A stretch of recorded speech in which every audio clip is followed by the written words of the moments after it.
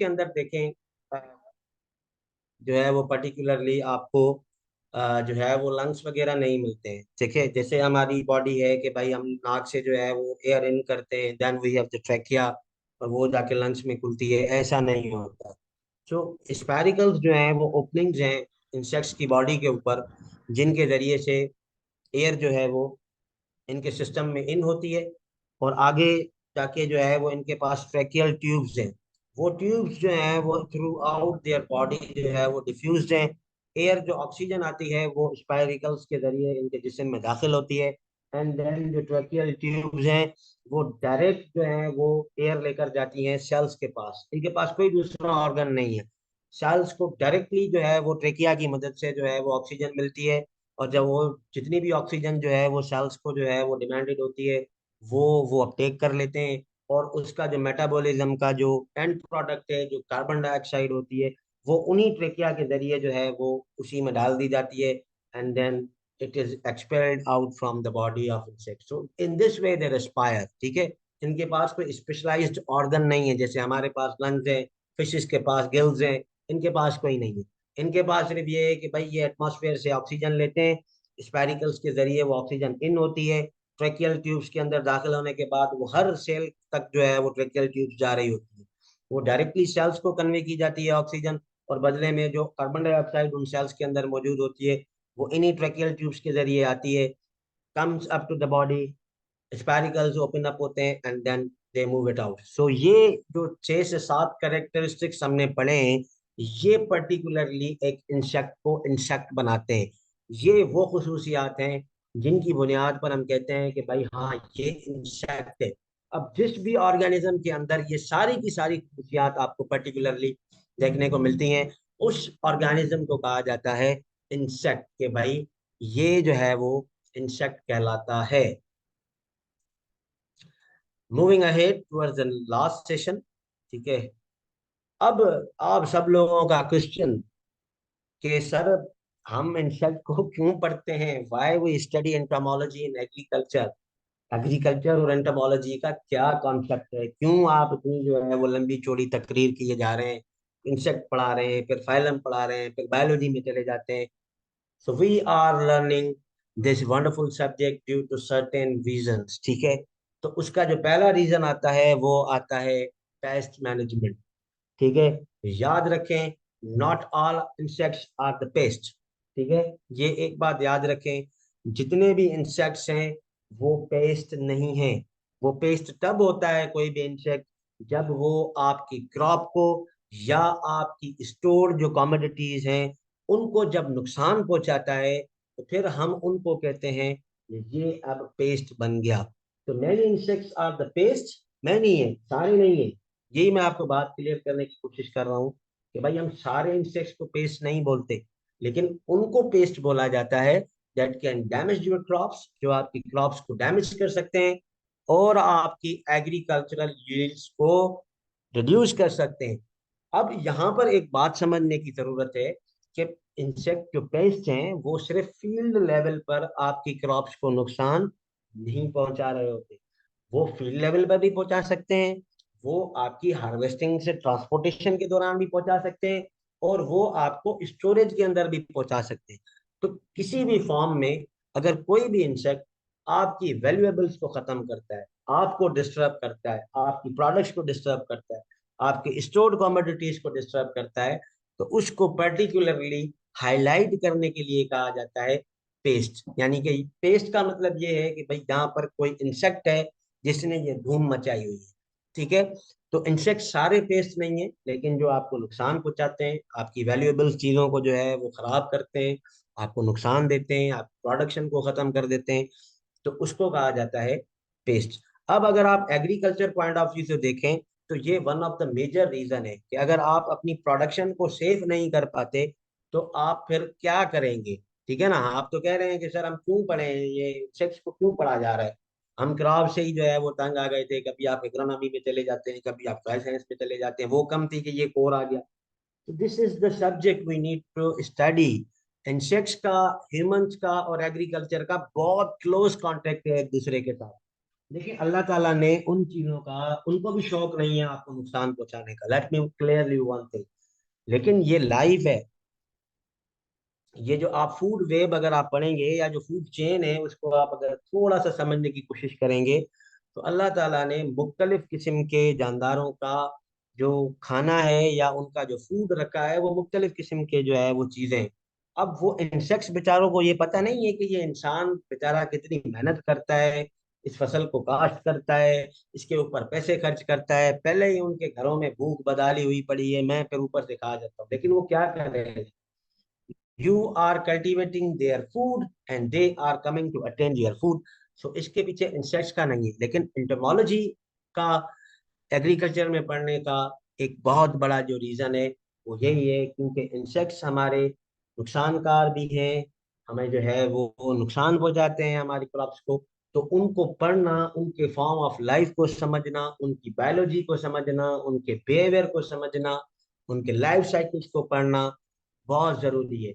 Entomologist जो होते हैं, या जो एंटोमोलॉजी के अंदर जिन्होंने जो है वो मेजर किया हुआ होता है, उनका काम यही होता है कि वो अंडरस्टैंड करते हैं जितनी भी आपके पास पेस्ट की स्पीशीज है, कि भाई वो कैसे काम करती हैं, वो किस इलाके में रहती हैं, कैसा एनवायरनमेंट उनकी ग्रोथ के लिए फेवरेबल है, हम क्या चीज करें तो वो दूर भाग जाएंगे, कि कौन सी दवाई लगाएं कि वो मर जाएंगे, और उनकी लाइफ साइकिल कैसी है। छोटा बच्चा नुकसान पहुंचाता है, बड़ा बच्चा नुकसान पहुंचाता है, या जो इनका एडल्ट है वो नुकसान पहुंचाता है। So this is all we understand among this जो है ना वो एंटोमोलॉजी। तो एंटोमोलॉजी को अगर आप एग्रीकल्चर पर्सपेक्टिव से पढ़ रहे होते हैं, तो फिर उसको कहा जाता है एग्रीकल्चरल एंटोमोलॉजी। ठीक है। इसको ज्यादा अगर मैं डिटेल्ड में लेकर जाऊंगा, this was one of the introductory lecture जिसके अंदर हमने जो है वो बहुत सारी बातें जो है वो डिस्कस की हैं। एक या दो लेक्चर्स हैं जो आपको इंसेक्ट मॉर्फोलॉजी के ऊपर या एनाटॉमी के अंदर जो है वो पढ़ाए जाएंगे, and then we will switch towards the nature of their damage, और कैसे कितना जो है वो ये डैमेज कर सकते हैं, कैसे कर सकते हैं। सो अब पेस्ट मैनेजमेंट को जब आप जो है वो मद्देनजर रखते हुए जब आप एंटोमोलॉजी को एग्रीकल्चर पॉइंट ऑफ व्यू से पढ़ते हैं, तो आपको बहुत सारी चीजें पढ़ने को मिलती हैं कि इनको कंट्रोल कैसे किया जाता है, पेस्टिसाइड्स कौन कौन से यूज कर सकते हैं आप, मेथड्स ऑफ कंट्रोल कौन से हैं, बायोलॉजिकल करें, कल्चरल करें, केमिकल करें, and then we have the integrated pest management strategies also. So IPM को किस तरीके से जो है वो परफॉर्म किया जा सकता है। सो ये one of the major reason है कि इंटमोलॉजी को हम एग्रीकल्चर में भी पढ़ते हैं। वैसे तो ये जूलॉजी की ब्रांच है, लेकिन क्योंकि इनका डायरेक्टली हमारे साथ जो है वो कोई पॉइंट ऑफ कांटेक्ट है या रिलेशन है हमारे एग्रीकल्चर से, इसीलिए हमें जो है फिर इनको भी जो है वो पढ़ना पड़ता है। Not only the insects are the pest, but उनमें से कुछ हमारे लिए बेनिफिशियल भी है। तो वो जो बेनिफिशियल इंसेक्ट्स हैं वो पॉलिनेटर्स हैं। अगर आपके पास पॉलिनेटर्स नहीं होंगे, तो आप तो नहीं एक एक जो है ना वो पौधे को पकड़ के फिर दूसरे के साथ जाके उसकी जो है ना वो क्रॉसिंग कराएंगे। जैसे हम आमतौर पर जो ब्रीडिंग प्रोग्राम्स हैं उसके अंदर कर रहे होते हैं, we do the emasculation, and then हमें जो है वो उनका जो है वो क्रॉस करवाना पड़ता है विद हेल्प। लेकिन वो एक छोटे से टुकड़े में हम करते हैं, इतने 5 5 10 10 15 15 एकड़ में अगर हम करने लग जाए ना, तो हमें साल लग जाएंगे। तो देखें अल्लाह ताला ने अगर कोई चीज आपके लिए भेजी है, तो उसके दोनों पर्सपेक्टिव होते हैं, they can be beneficial also, they can be the harmful also. तो देखें जो ब्रीडर्स हैं, I don't know who are from the breeder, I believe that के जो है ना वो हैं हमारे पास ब्रीडिंग के भी, मैंने कभी पढ़ा तो था एक दो का। तो उनको पता है कि ये क्रॉसिंग कितनी जो है ना वो मुश्किल गेम है। तो पॉलिनेटर्स भी तो है ना आपके पास। ठीक है, फिर आपको शहद भी मिल रही होती है। ठीक है, फिर आपके पास सिल्कवर्म भी है। तो ये सारी की सारी चीजें अगर आपके पास, फिर ये भोसकी का कपड़ा आप कहाँ से पहनते भाई? रेशम कहाँ से जाती है अगर हम इंसेक्ट्स को नहीं पढ़ रहे? तो सेरिकल्चर बहुत बड़ा, इतना बड़ा जो है वो डोमेन है, चाइना पता नहीं कितने मिलियन डॉलर्स कमाता है उसको। तो देखें बहुत सारे इंसेक्ट्स हैं जो हमारे लिए बेनिफिशियल भी हैं, जो पॉलिनेटर्स का काम करते हैं, हमारे लिए बहुत सारी चीजें बाय प्रोडक्ट्स भी देते हैं हमें। और हमारे जो नुकसान पहुंचाने वाले इंसेक्ट्स हैं, उनके कुदरती दुश्मन भी हैं। तो देखें अब एंटोमोलॉजी आप नहीं पढ़ेंगे तो आपको कैसे पता चलेगा कि किस पेस्ट का क्या प्रीडेटर है? फिर तो आपको यही करना पड़ेगा कि भाई लगे रहो पेस्टिसाइड के ऊपर, फिर कंपनी वालों की मर्जी है आपको जहर असली दें या नकली दें। तो इनका आप जब रोल हम पढ़ते हैं बेनिफिशियल इंसेक्ट्स का, तो हमें ये पता चल जाता है कि भाई क्रॉस पॉलिनेशन कैसे हो रही है, और किस तरीके से जो है वो हम मुख्तलिफ क्रॉप स्पीशीज को एज अ प्रीडेटर या एज अ किलर जो है वो इंट्रोड्यूस करके जो है वो मुख्तलिफ फॉर्म्स ऑफ लाइफ को किस तरीके से जो है वो कंट्रोल कर सकते हैं। Then there is the third one is the resistance management. अगर आप कंटिन्यूअसली पेस्टिसाइड्स का इस्तेमाल कर रहे हैं किसी पर्टिकुलर ग्रुप ऑफ जो है वो ऑर्गेनिज्म पे, और वही दवाई लगाए जा रहे हैं, तो एक दिन क्या हो जाता है कि इंसेक्ट्स के अंदर रेजिस्टेंट आ जाता है। फिर वो क्या करते हैं, वो आपके जहर से मरते नहीं है। इसीलिए हम लोग एक्सटेंशन वाले लोगों को समझा समझा के थक जाते हैं कि भाई मुख्तलिफ केमिस्ट्रीज यूज करो, एक ही कंपनी की एक दवा के ऊपर रिलाय नहीं करो। आप मुख्तलिफ कंपनीज के मुख्तलिफ केमिकल्स की तरफ जाओ, ताकि इंसेक्ट्स के अंदर रेजिस्टेंस डेवलप ना हो जाए। अगर ये रेजिस्टेंस डेवलप हो गया तो फिर आपको क्या करना पड़ेगा, या तो फिर आपको कल को रेट बढ़ाना पड़ेगा। जो rate of application of pesticides हैं वो आपको जो है वो बढ़ाना पड़ेगा।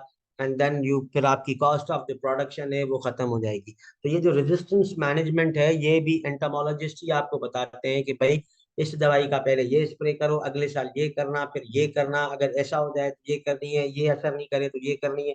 ये सारी की सारी बातें हम सॉइल साइंस और एग्रोनॉमी वाले तो नहीं बताते, ये एंटोमोलॉजी ही है। तो पेस्ट, उनका नुकसान, उनका फायदा, उनको कंट्रोल में रखने का, उनको डिस्टर्ब ना करने का, उनकी इको इको इस इकोसिस्टम को, इसीलिए जो है वो आपकी जो है वो इंटरमोलॉजी को एग्रीकल्चर में भी पढ़ाया जाता है। And then there is the fourth one is the quarantine and regulation. ठीक है, बहुत सारी ऐसी जो है वो स्पीशीज हैं इंसेक्ट्स की जो कि एक एक मुल्क से दूसरे मुल्क में ट्रैवल हो जाती है। ठीक है, मिसाल के तौर पे जैसे कोविड आया था, तो कोविड वो चाइना वाले कहते हैं कि इंडिया वाले लेकर आए थे, इंडिया वाले कहते हैं कि चाइना वालों जो है वो हमारे मुल्क में लेकर आए थे, जानबूझ के उन्होंने भेजा था।